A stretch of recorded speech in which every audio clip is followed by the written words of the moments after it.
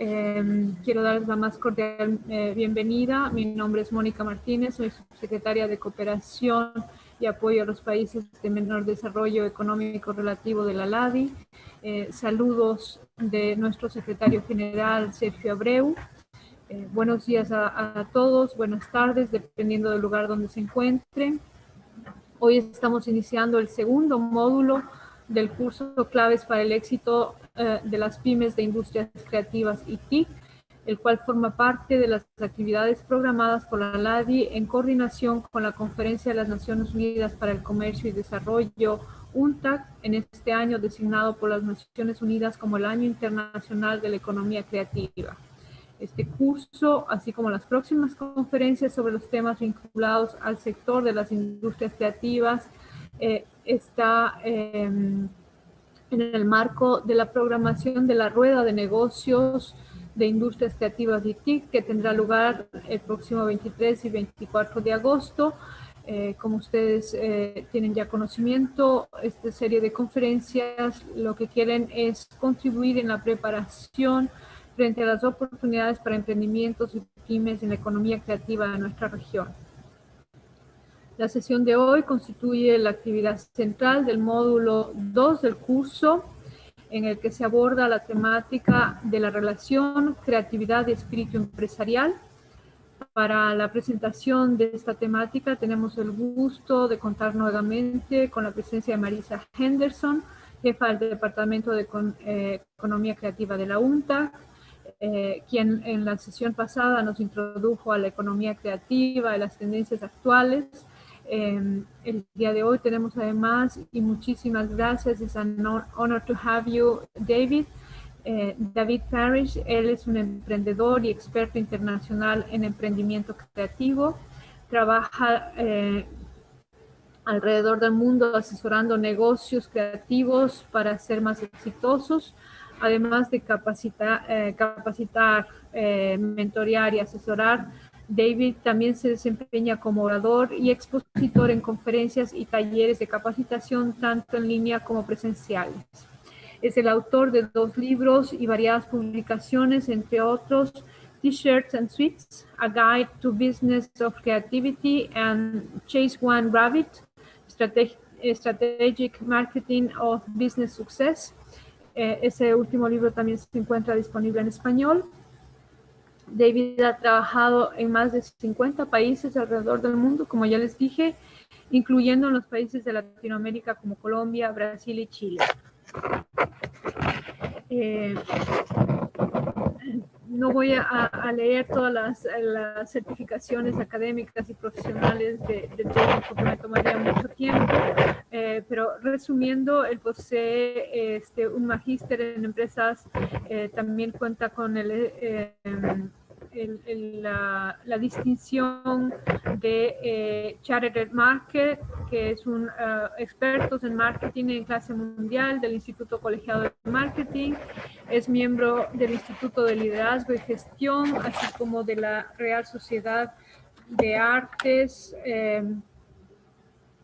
Sin más introducción, nuevamente, muchísimas gracias, Marisa, muchísimas gracias, David, por haber aceptado esta invitación a la conferencia. As they say in English, the floor is yours. Adelante. Hola.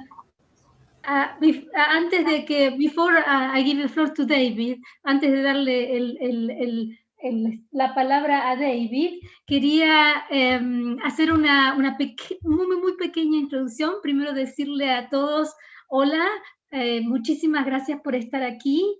Veo que hay ya 93 personas, que es muy prometedor. Gracias a Jacqueline, Marcelis, Antonio, Jesús, Raúl, Sofía, Rosana, Alejandro, Jefferson. Tenemos muchos países, y una de las cosas que quería decirles es que cuando queremos, tanto David como yo, que por favor participen en la charla. Entonces yo, mientras él habla, yo voy a estar tomando notas de sus comentarios, y se los voy a traducir a David, se los voy a pasar, para que él pueda después contestarles. También sería muy bueno que si ustedes cuando se presentan nos digan no solo de dónde son, sino en qué capacidad, si son oficiales de gobierno o son empresarios, de qué empresarios, así nosotros también conocemos la audiencia y podemos interactuar con ustedes de otra forma, más personal. La otra cosa que quería avisarles es que algunas de las publicaciones que David va a mencionar hoy están en español, ¿no? Y las pusimos ya en la plataforma. Así que por favor hagan uso de eso. También pusimos una guía de emprendimiento de Esteban Santamaría Hernández, que es un mexicano que lo hizo esta guía muy útil en español, en castellano.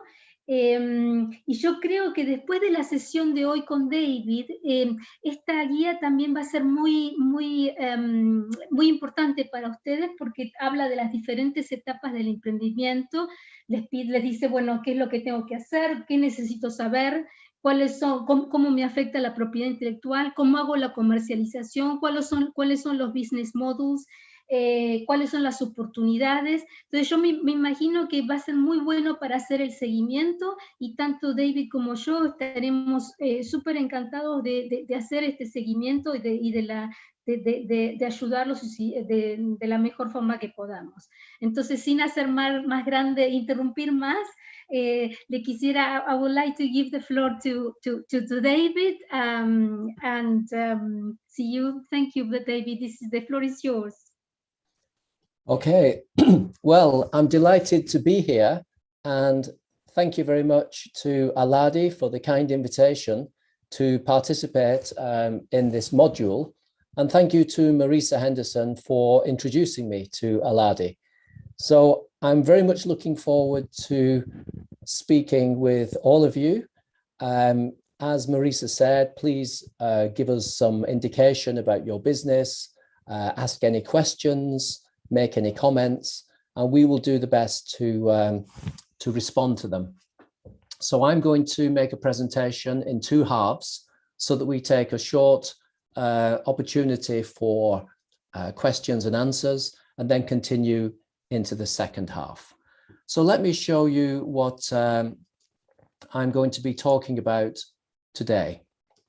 This is the summary.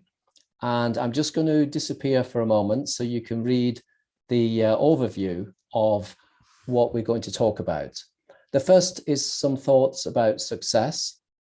Secondly, the idea of competitive advantage. Thirdly, strategic marketing. Next is to listen to customers.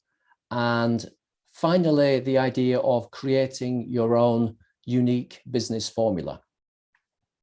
So let me go straight into the success that I've learned about from working with people in the creative industries all around the world. And when I say creative industries, I mean those businesses that have creativity at their heart. Now, sometimes the terminology is confusing because in some countries they talk about the creative industries. In other countries, they talk about the creative and cultural industries.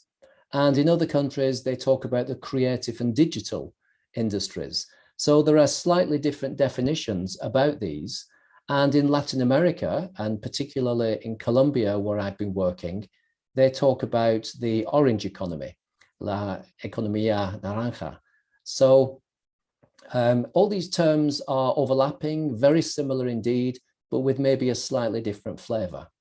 And in practice, the businesses I work with are typically in industries like design, music, publishing, architecture, film and video, crafts, visual arts, fashion, TV and radio, advertising, literature, computer games, and the performing arts. So if you are involved in any of those, then you are the creative economy. You are this idea of the orange economy. So congratulations for being part of it. And I wish you individual success in your own enterprises. Now, when we talk about success, my first question when I'm coaching or mentoring or advising a business is to ask, do they want to be successful? And of course, the answer is always yes.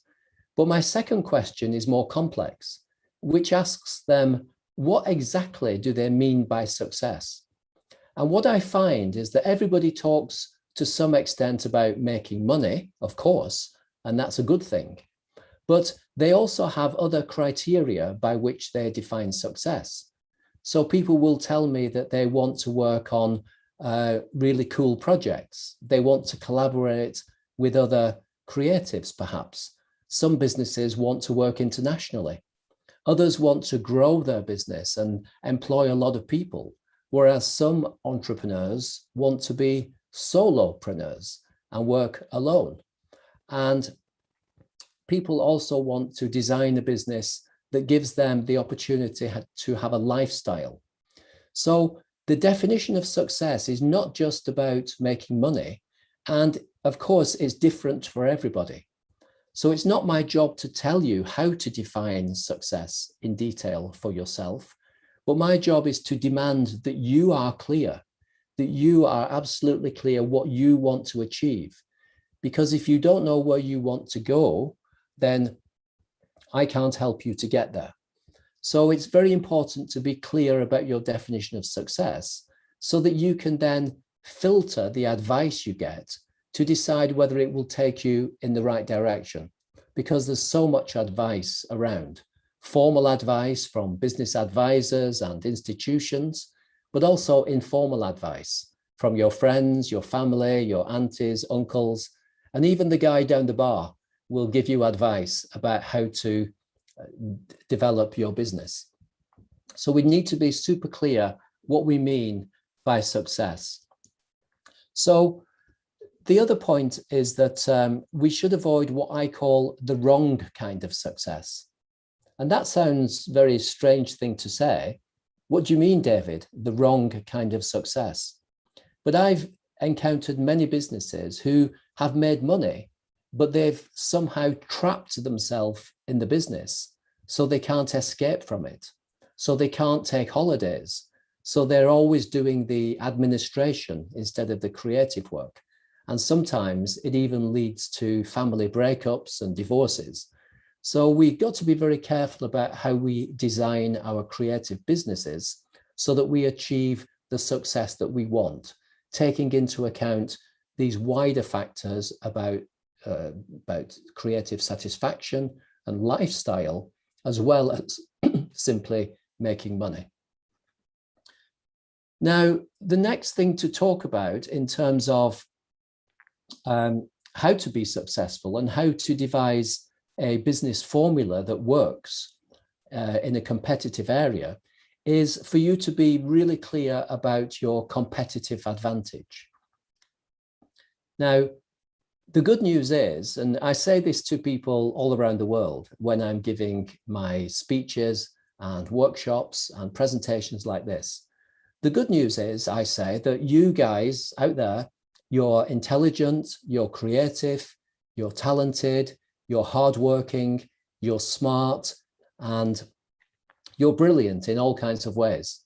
So at this point, you can sit back and smile and, congratulate yourself. But the bad news is that when I travel around the world, there are thousands and thousands of businesses in your own countries, but also in other countries. And these people are also creative, intelligent, smart, hardworking, etc. And the bad news is that most of them are better than you. So what chance do you have? Now, at this time, you can take the smile from your face and, get a little bit worried. But don't worry, because I have more good news. And the fact is that for each of you, there is something special that you can do better than the competition. There is something at which you can excel in relation to the competition in your hometown, your city, your country, or even worldwide.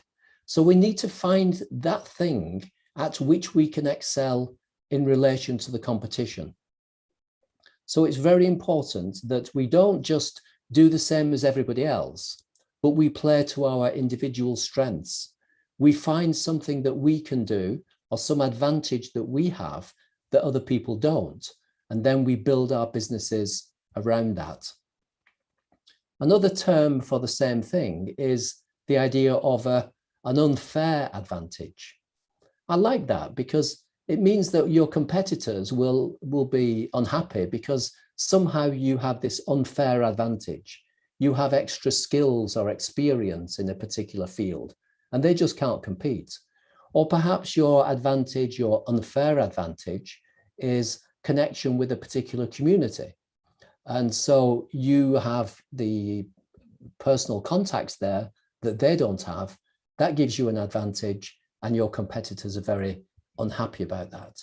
So it's very important to know yourself and to know the competition, because we are not operating in a bubble. We're operating in a highly competitive marketplace, and we need to take into account the competition. So let me explain with a simple example. And this is comes from a real experience I had advising a small company in England, and it was a video production company. And so I asked them the first question, which is, what are you good at? What are you best at? And they said, first of all, we're really, really good at music videos. And so the column on the left shows that they're very good in a very high column. Their expertise in music videos is very good. I asked them what else they were good at, and they said commercial videos for advertising, but they felt less confident about that. And thirdly, they said they were also good at making social documentary films, but they felt that they weren't highly skilled at that. So this is how they presented what they were best at. And I made notes about this. Now, some people would say that they should focus on what they are best at and do music videos. But I came along with some other questions. And my other questions were to ask, in music videos, what about other companies in your region? Are there any other companies making music videos? Their answer was, oh yes, David, there were lots. And then I asked them, these competitors, are they any good at making music videos? And they said, wow, yes, they're really, really good. And frankly, a lot of them are better than us. And then I asked them about commercial videos. Does anybody else do commercial videos? And their answer was yes, some are better than us, some are not so good. And then I asked about the third kind of product, the social documentary films. And I asked, was anybody else doing them? And they said yes, but not very many. And actually, believe it or not, they're even worse than us. So now I was able to put together a picture like this. And there are two questions. The first is, what are you best at? But the second one is, what are you best at in relation to the competition, the competitors? And this is the crucial question, number two. And when we look here, we can see that in the first three columns, they're very good at music videos, but the competition is better. So they are third out of three. They're bottom of the rankings. In the second of the three columns in the middle, the commercial videos, they're good. Some people are better, some people are not as good. And then thirdly, the social documentaries, although they say they're not very good, everybody else is even worse. And therefore it is in that area that they have competitive advantage. So in a strange way, we've turned everything upside down. When we ask, what are you best at? We look at 1, 2, and then 3. But when we look at where they have competitive advantage, it goes around the other way. And it's 3, then 2, then 1. So when we ask the two questions and ask, what are we best at in relation to competition? we might find that it's something we don't think we're very strong at, but provided we're stronger than the others, then we have that advantage. So the concept of competitive advantage is very important, and it's part of building a business formula. But so at this point, I'm just going to take a short pause to get my breath back and invite you to ask any questions about what I've said so far, or make any comments. And perhaps there are already some questions there. So if Marisa can interpret them for me, then I can answer them. If there aren't any questions yet, then I'm happy to continue, and we can take all the questions at the end. So okay. Yes, there is one question. I'm not sure it is totally related what you said, but I think that it is. It's from Margelis, and she wants to know, within the classification of the creative industries, can we include the protection of the content that is within the digital platforms, such as social, in the social networks? I think this is more of intellectual property questions, and I believe she asked me the same question before. I'm not sure, but I think this is something that has already come up while I was doing the course last week. Mm-hmm. Well, it's a good question, because in some definitions of the creative industries, in fact, the definition used by my country, England, the United Kingdom, they specifically mention intellectual property, that the creative industries is about creating intellectual property and then commercializing it. So intellectual property is very much at the heart of the creative industries. And yes, we need to not only protect it, but we can actually commercialize it. So I think that the idea of protecting, well, owning and protecting, and then perhaps commercializing your ideas that are in intellectual property, this is very important within the creative industries, more important in some aspects than others. But I think that all of us working in the creative industries should know more about copyright and trademarks and patents, but particularly copyright, and learn how we can protect it, because it's an essential element of our businesses. So yes, it's important, but that's perhaps, that could be the subject of a totally different module, all about the intellectual property aspects of the creative industries. Thank you, David. Yes, and in fact, it is. There will be a course on intellectual property with a colleague as well from WIPO. So this is excellent what you just mentioned. There is another question, excellent question by Sophia as well. Very good question in relation to success that you mentioned. Is this the same path or the same process to arrive at the definition of success than any other areas of work? Meaning, the way you arrived at the definition of what you think success is it the same for other areas of work, or creative industries, I guess, have a particular characteristic that would make it more tricky or different? Yeah, again, thank you. It's another very good question. I think that for every industry, everybody in business will define success. And, it's not unique to the creative industries that people want to have success in terms of lifestyle and health and job satisfaction, as well as making money. So it's not unique to the creative industries, and indeed in our lives, we can define success for ourselves in different kinds of ways with different ingredients.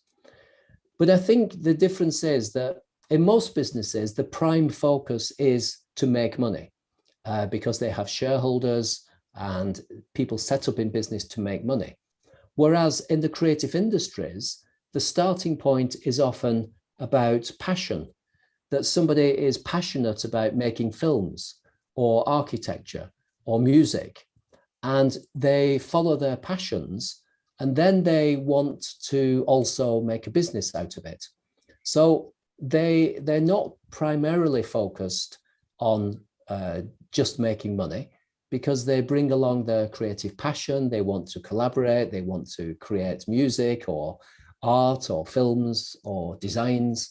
And so I think it's especially true for the creative industries that the definition of success, when you ask creative entrepreneurs, is usually more wide and more comprehensive than it is for a regular, ordinary business person who probably focuses more on money than people in the creative industries. Thank you, David. Our colleagues from Aladi are mentioning that the next module on intellectual property will take place on the 4th of August, and it will be dedicated to the creation aspect on the intellectual property. So it's very timely. So from this course, we go to the next part. Okay. There are no more questions, but I just wanted to let you know the people have been following and introducing themselves, and there are our audience is mixed from lawyers and consultants from the who are working on as entrepreneurs in different creative industries, but there are also people who work in communications, visual, photography, bags. So there's a mixed bag. And there is just a new question for you, David. When you refer to the different definition of success, are you including when you refer to different definition of success, are you including corporations, companies as concept? Yeah. I don't know if I understand yet. Yes. Yeah, absolutely. Because the term B corporations is used in some countries. In my own country, we talk about social enterprises. And so there are companies that are set up not for profit, but for social impact or to make a difference. And so, of course, they will prioritize the social impact or whatever their purpose is. This might be like a charity or social enterprise. And so they will define success in terms of changing the world for the better somehow, maybe worldwide or in their locality. And so these so-called not-for-profit organizations or NGOs will have their own special definition of success around their own particular purpose. But of course, they also need to be businesslike so they don't go bankrupt.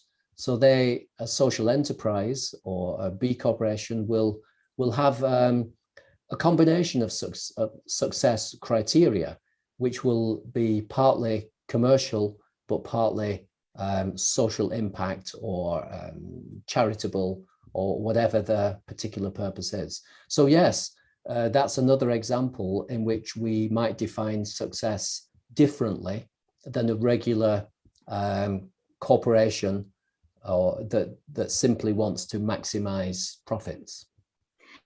Great, thank you. There is one more question. I'm not sure if it is for now or you want to answer it later, which is how is that a blockchain can help creative industries? Well, that's a big subject. I think the blockchain technology is fascinating, and I've learned quite a lot about it, and I think it can be used in various industries. We've seen recent developments in the creative industries using the blockchain technology, but other industries are looking at it. Certainly in finance, insurance, we can use blockchain technology for smart contracts, and recently for non-fungible tokens, NFTs, where works of art have been sold and the ownership is recorded on a blockchain technology. So I think blockchain technology does connect with the creative industries, but it's a whole new technology that we're all learning about. So I don't know too much about it, and I don't want to talk too much about it on this particular module. Okay, great. So if you don't mind, so you put your thoughts together for the next section, I will speak in Spanish to simply make some comments about the blockchain that we have a presentation from Indonesia. So while you get in there, I'm just going to briefly explain that in Spanish. Is that okay with you, David? Sure, you do that, please. Ok, Diego, les quería comentar a todos ustedes que sí, como dice David, el tema de blockchain es muy, muy importante. Yo creo que es una gran oportunidad para LADI, en el sentido de que hay un gran lugar de cooperación sur-sur para aquellos países que ya lo han hecho. Por ejemplo, en nuestra reunión de expertos tuvimos un experto de Indonesia que vino, que él explicó cómo habían ellos conseguido adaptar su industria de música a blockchain. Por lo tanto, tienen ahora su música, la pueden vender ellos mismos sin intervenir, yo diría, con las grandes plataformas. Entonces yo creo que les voy a pasar la PowerPoint que ellos presentaron en nuestra reunión de expertos, pero yo creo que también es un tema bien grande, como decía David, y que podríamos quizás explorarlo para otro momento, donde podríamos ver una cooperación sur-sur y cómo se pueden ustedes adaptar el blockchain para diferentes industrias. So David, I finished that, thank you. So I give you the floor now.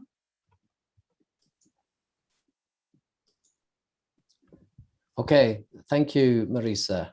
And I'm now going to continue with my presentation by focusing on strategic marketing. And the first thing to say is that the word marketing is a kind of complicated word because it means different things to different people. And usually the word marketing makes us think immediately about advertising, promotions, and social media. And of course, they are part of marketing, but they're not the whole picture. And I think it's very useful to distinguish between strategic marketing on the one hand, and on the other hand, what you might call operational marketing or marketing communications. And it's very important to distinguish between these because strategic marketing must come first. And strategic marketing is very much about the big picture. Before we start advertising using social media or TV or radio, we have to decide in which part of the market can we compete? Who are our target customers? So these are the big questions of business strategy that are part of strategic marketing. And the problem is that sometimes people they overlook the strategic marketing, the big questions, and then jump immediately into advertising. But that leads them to trying to sell to everybody, advertising to everybody. And that is not strategic, because strategy is actually about deciding which customers to focus on, and also quite deliberately, which customers we are not going to focus on. So when I work with a business as an advisor, I ask them who are their customers. And sometimes they say, oh, everybody is my customer. We want to sell to everybody. And at that point, frankly, my heart sinks because they're going to spread themselves too thinly and they're not being very strategic about their marketing. On the other hand, sometimes the answer from the business is, well, David, we understand the competition. We understand our position in the market. So we've decided not to sell to very young people because of they can't afford maybe our products. And we're not going to sell to people who work in cities. And we're not going to sell to men particularly, because our focus is on women aged 25 to 35 who live in small towns. Now, they will have a reason for focusing on that particular market segment. But when people have thought about it to that degree, that indicates that they are they've been involved in strategic marketing. So it's very important that we focus on strategic marketing and decide the customers we're going to sell to and not sell to before we start with the marketing communications. So that's the strategic approach. It's asking these big questions, recognizing that not all customers will be good customers for you. And we can't actually compete in every section of the market. And that's where we talked about competitive advantage, and we identify those areas of the market where we can compete, and we identify those customers who want especially those things that we can excel at in relation to the competition. And now we're starting to focus on a workable business formula by working only with the best customers where we can compete. Not only compete, but ideally we can dominate the market. We can be the go-to business for a particular product or service.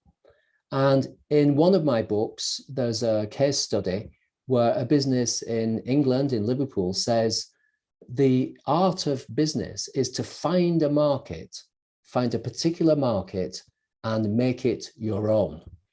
Find a market that you can dominate. And this is what strategic marketing is all about. And then when we've found that market and we've identified the customers, then of course, we can communicate with them effectively with very precise messages, very clearly, and we are dealing with people who we know are already interested. And so these customers are ideal customers who we can work with very easily and in harmony with them. And also we can make money from them. Because I find that a lot of people come to me saying that their customers won't or can't pay enough money for them to make a profit.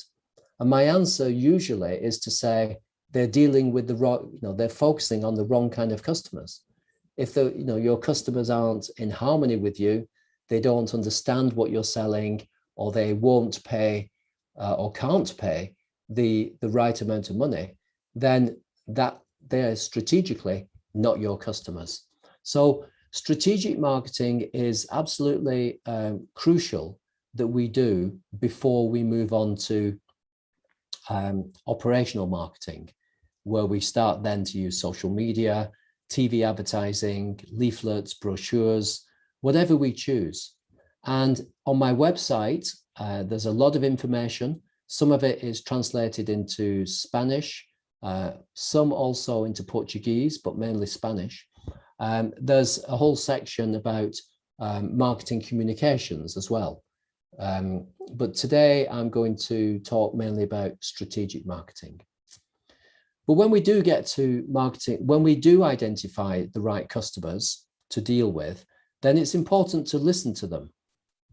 And so this is a kind of market research. I try to avoid the term market research because people think, oh, it's going to be too expensive. It's only for the big corporations, etc. So in my marketing book, I have a section called Don't Do Market Research. But it's kind of ironic because it's just what I'm saying is maybe don't use the term market research, but if we use the language of the more simple language of listening to customers, then it becomes more natural and organic and more feasible to achieve. So I often work with small businesses or startups. And as I say, if I talk about market research, they say, David, we can't afford that. That's what big corporations do. If I say, how do you listen to customers? Then they will say, yes, we do listen to customers. We have questionnaires, we have surveys, we simply talk to them. We invite them to come and give us their opinions. So it's very important that we do listen to customers but only when we've chosen the right customers. We mustn't listen to the wrong customers because they will, lead us in the wrong direction. So, we've got to choose the customers carefully first, and then those best customers are almost like business partners. They can give us ideas, they can give us advice about how they see things, how we can add more value. So it's very important that we do listen to customers. And primarily, this is not about techniques. There are various techniques you can learn for questionnaires, for focus groups, etc. But first of all, it's an attitude of mind. Because the danger is that we are arrogant. And if we are so arrogant to think that we know everything about our business and the customers know nothing, they should just listen to us, then that arrogance will cost us money. On the other hand, if we say we are professional, we know about our business, but maybe customers can give us additional information. Maybe customers can help us to see different things. Maybe customers see things differently. Maybe they can give us new ideas. Once we are humble enough to recognize that we might actually learn something from the opinions and the ideas of customers, then we will naturally ask them, we will listen to them, we will pay respect to them, and we will give them opportunities to have input into our business. And this is what I mean by listening to customers, so that we can then focus on the changing needs of our target customers and adapt the business, create new products and services to fulfill the needs of our dear and profitable and friendly customers. So just to say at this point that I've written a book. One of my books is called Chase One Rabbit, Strategic Marketing for Business Success. The main title, Chase One Rabbit, isn't translated into Spanish because it's a difficult translation. But you can see that this book is originally written in English, and there behind me is the paperback and the electronic book, the ebook, which is totally in Spanish. And you can find them online through my website, and they're on sale as paperbacks and ebooks. And of course, I recommend my books to you. I have to say that, haven't I? It's a great book and very useful for strategic marketing, especially for the creative industries, because the stories and the examples are very much focused on creative businesses like yours. So now we come to the idea of creating your own business formula. And there's an article I'll mention in a moment, but creating your own business formula brings together so many different elements, the important elements. Firstly, your definition of success. We shouldn't even start until we know what the destination, where we're trying to get to in terms of business success. Secondly, we should identify our passion, our creative passion. What is it that motivates us to run our business, to work hard, to persevere when things are not going too well? So passion and recognizing your passion for your creative endeavor is very important. And I would say that passion is necessary, but it's not in itself sufficient. So yes, we have to have passion, but I don't think it's true to say that if only we have passion, then we will succeed, because we have to have passion, but we also have to be smart, and we have to build a business formula which takes into account the realities of competition and identifying competitive advantage, and the realities of customers and marketing, that we can't sell to everybody, and we should not try to sell to everybody. We should decide our market niche or our target customers and focus on them. So the idea of a business formula brings together success, passion, competitive advantage, and strategic marketing. And I wrote an article in English originally, my own language, Create Your Own Business Formula. But I'm glad to say that it's available in translations on my website, on the page I put in the chat, in both Spanish and in Portuguese. So please take that article. It's only 3 pages. You can download it, you can read it. Indeed, you can share it with people and republish it on your own website or give it to friends. And I hope that you will read the article and then take some time to think about how the principles and the ideas apply to your own business so that you can create your own business formula that works especially designed for your business. Before I finish, I just want to mention my other book, which was kindly mentioned in the flattering introduction at the beginning. This is my book, T-shirts and Suits, A Guide to the Business of Creativity. When it's published in Spanish in Colombia and Spain, the title is Camisetas y Corbatas, una guía para los negocios creativos. Whereas in Chile, it's Poleras y Corbatas. And of course, I'm using T-shirts and suits, or T-shirts and ties, as a metaphor, with T-shirts being the cool, creative people who are passionate and doing amazing things in their studios, and suits or ties representing smart business thinking. And if we combine this passion and creativity and talent with smart business thinking, then we can be successful both creatively and commercially. And that's my mission. That's what I talk about all around the world. That's my philosophy. And that's what I help people to do, to combine their creative talents with smart business thinking to achieve success both creatively and commercially. And of course, I wish you every success in that. The book is available as a free ebook in English. So if you can read it in English, you can simply download it from my website.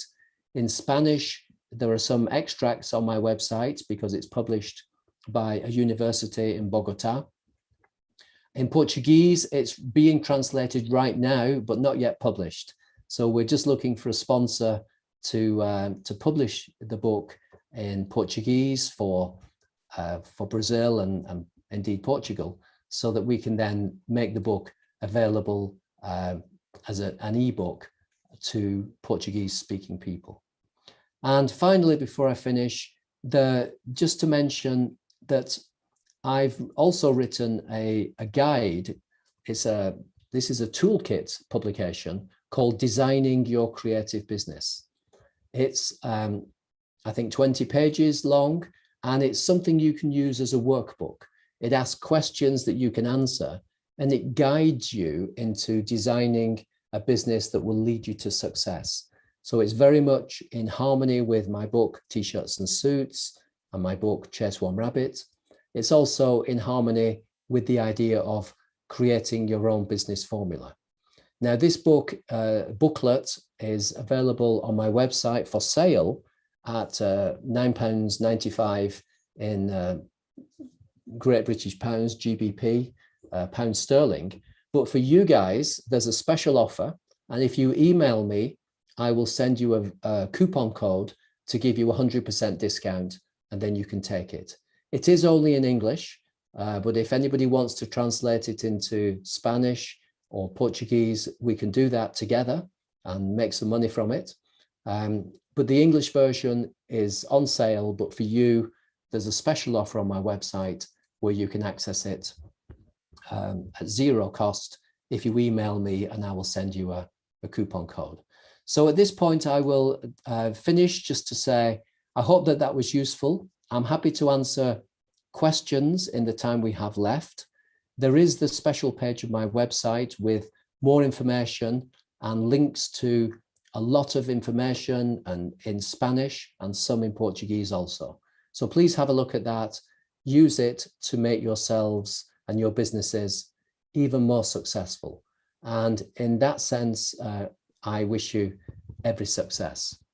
And although I'll be here online now to answer questions, if you want to contact me directly, you can email me and you'll find all my contact details, social media handles on my website, davidparrish.com.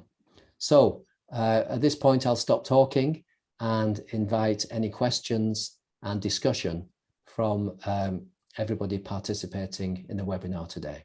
Thank you very much.